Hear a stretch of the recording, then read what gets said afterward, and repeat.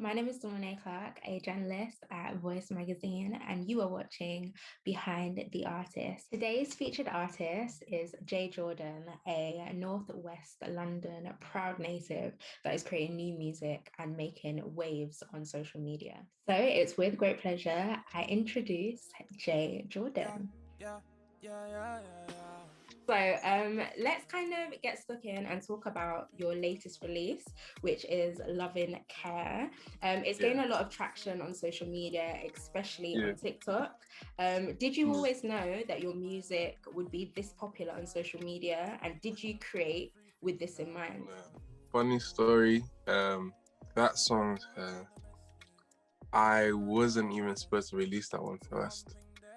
Funny enough.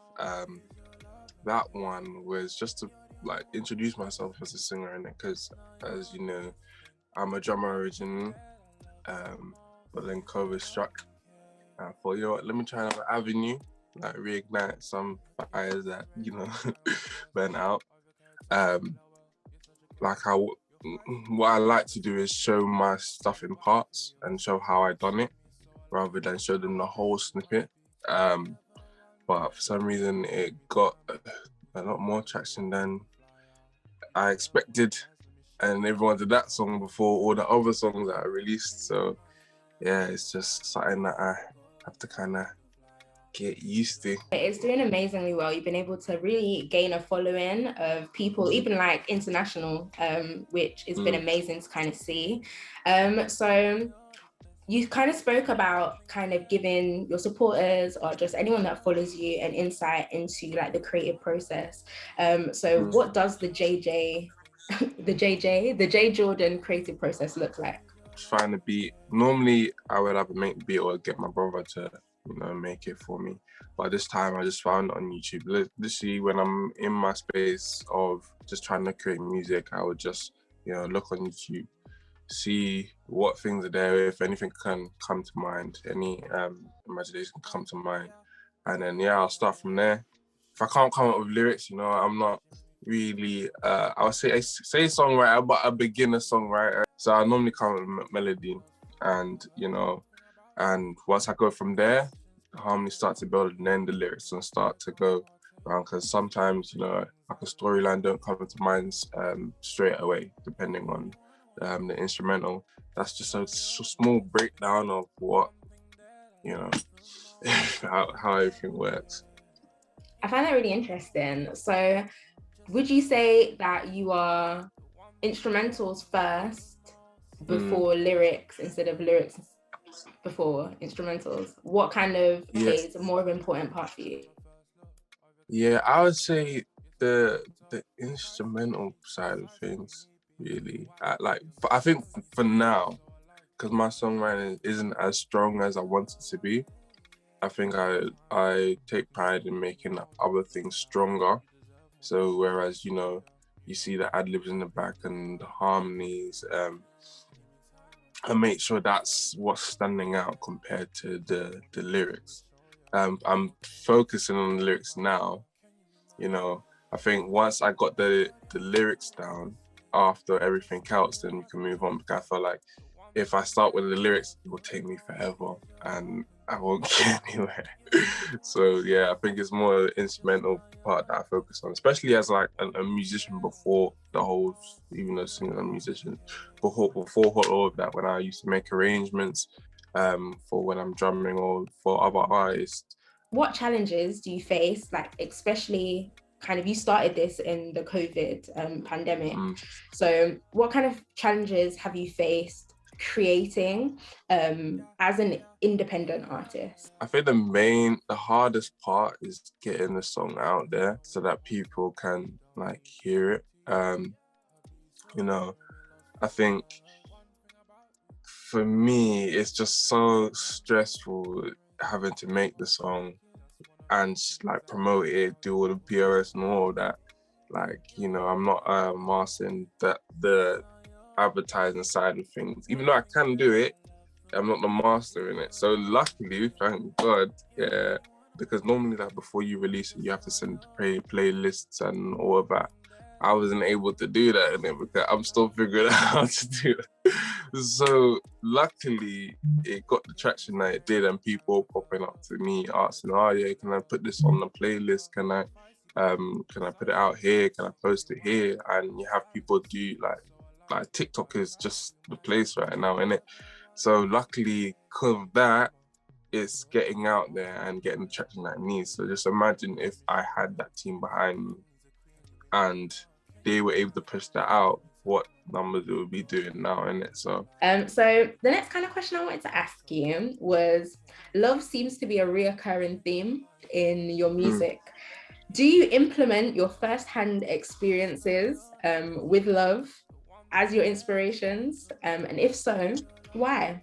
I would say yeah, even though I'm not even in a relationship now. So it's so funny. I write so many long songs and not even be in a relationship. I was thinking that the other day. But me, I like to be like authentic. I like to be able to relate to the songs I'm writing. Otherwise, it just cringes me out. Like I can't, at the moment, I can't really write about anything else, like drugs or money. I'm not rich yet, so I'm not gonna really write about that. I could write about, getting to that stage, but right now, yeah, I think it makes it much easier for me to songwrite. So yeah, I would say, yeah, that's the reason why I write about love so much in it. No, I love that. I love and appreciate your honesty. Because another question I was going to ask later on down the line was, with London being like the heart of grime right now, why was R&B your chosen genre? I think I love R&B music, but at the same time, like, even though, Graham's sick, Trilla's sick and all that, I can't really relate to it as much as R&B. I think me, I take pride in that love side of things, innit? And, in this generation, it's all changing and that. And I'm trying to, I've been a Christian and all as well. I'm not trying to portray the wrong message. I'm trying to, stick with one person, love, commitment and all that thing there. And obviously, even though that plays a part, my parents play a part as well, because I want them to be as much on board as everyone else. If they like the song, that's good for me, innit? Kind of thing. And shows I'm not, drawing people away. So you're a self-confessed lover boy. We knew it already. The fans knew it. The sports knew it. So you kind of briefly spoke about your family right there. Like, so you come from a very musical background. How has your family, your friends, what you studied kind of shaped you as an artist? All my family, my immediate family, they're all doing something musical. Like, so I got 3 sisters, 2 brothers, so all of them can sing. My brother's producer, Liquid Dots, and then my other brother sings as well. My mum and dad sing as well, so that's always been in me. Also, my aunties and uncles sing as well. If I don't know if people have heard of my uncle Wayne, and my uncle Dennis, who recently passed, both of them who have played a major part, especially with the harmonies. The harmonies, I love them, innit? So, like, from watching them when I was young, being in the choir when they would lead the choir as well, just being able to take that from that and implement it into what I'm doing now is a big factor. Going to college, meeting my best friend now of 5 years, Morgan, and Seri, both mad singers. Going to uni of 3 years, living with musicians. I think that was the best thing, just to keep me grounded as well. I think that just watching them and being able to help them as well, played a big part. Wherever it's like, their technique that I'm watching or how they're singing, whatever, like that's what I was able to take from them, innit? So yeah, it was just a surprise that now that I'm doing the singing thing, using everything that I've learned from them, innit? And even singing with them. So yeah, it's just like everyone that I've come into contact with has played a part, man. For real, like for real. yeah, let's kind of get into the whole drummer thing. So not a Mm. lot of people will know that you are a drummer first, like playing drums was your kind of first love. Yeah. So who have you played drums for? And kind of how has it helped going from back of the stage to now being at the forefront, front and center? Oh wow. Yeah. So like I said, drums are my first love. You know, been playing since I was 2. So I'm 21 now. So that's still love that's been there. I've played for obviously my best friend Morgan. Played with Rudimental, which was a mad experience. I played with a lot of gospel artists. I think that's where, you know, the love stemmed from. I wanted this dream more for other people than myself. Like most people that I've come into contact with would be singers, and it'll be a thing where sometimes they would not really be motivated. So I'd just make a beat, you know, I have like an idea of how they would do it or whatever, make a beat for them and just try drive them to do it.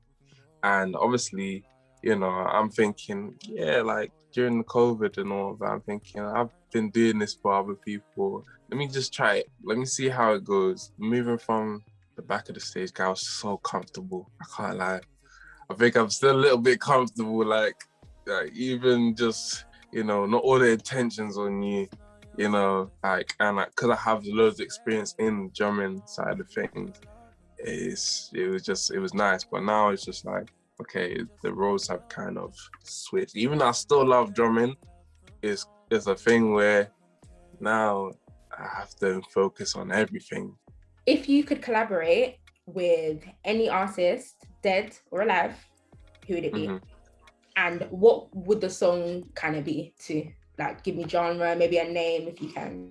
Oh, oh, highly Western, um, Afro swing. I think all of them would be Afro swing. I think that's I like that sound in it. So highly, maybe Shaka and Chris Brown. Those 3 mad singers, mad artists. Like, the what they come up with, their hooks, their lyrics, their melodies, like it's just crazy. What advice would you give to encourage a up and coming artist? I would say, you know, try and learn and do everything yourself. Even though it may seem long, try and, you know, explore. I think once you're able to do that, then, you know, it makes everything 10 times easier. And always be open to, you know, taking like constructive criticism. I think that plays an important part into making a song as well. That's what I've tried to do to make songs for everyone. I don't just send it to one person. I have 5 people that I would send it to. Someone who's in the industry, someone who's a songwriter, someone who's a musician, someone who just listens to music. So this is potentially for your supporters and your fans. What is kind of one genre that is kind of unexpected that you listen to? So what's your guilty pleasure in genres of music? I think it depends. I think it's either pop that, you know, let's listen to a little bit of Charlie Puth here and there, you know what I'm saying? Or French music. I got into that recently because obviously being, you know, in Leeds, I was like one of the Caribbeans up there in Leeds, right? You know, majority of them are Africans, and you know what I'm saying, so you kind of have to adapt, and most of them love like listening to French music in it, so hence why, you know, in the little preview thing, there's a French line in there, and now everyone thinks I speak French, right? No, I was expecting, I wanted to hear some country or something French. And yeah, I wasn't gonna bring up the French thing. I can't lie to you, but yeah. yeah, I know you've had to say it before, but are you fluent in French? Because the way that you No, dropped that line in that teaser, everyone thinks that you're a Frenchman. So I need you to just put no, that disclaimer out here now. I am not French. I haven't spoke French since primary school. Could count to 10 and say hello. Like, that's about it. Like, but I really want to learn that language, and it's a beautiful language. You know, I think, like I said, from listening to French music, I think I was seeing the reaction, how, you know, certain people react to that French music.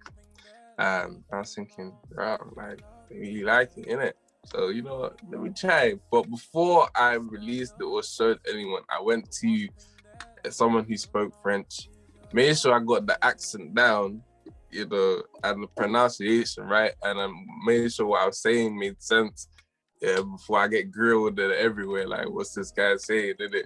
It's good that you went to someone that actually probably speaks French, defo, because it helps. Because people generally believe that that's the second language of yours, which is crazy. What's next for JJordan, and what can we expect from you coming next? Like, what's a new release, new project?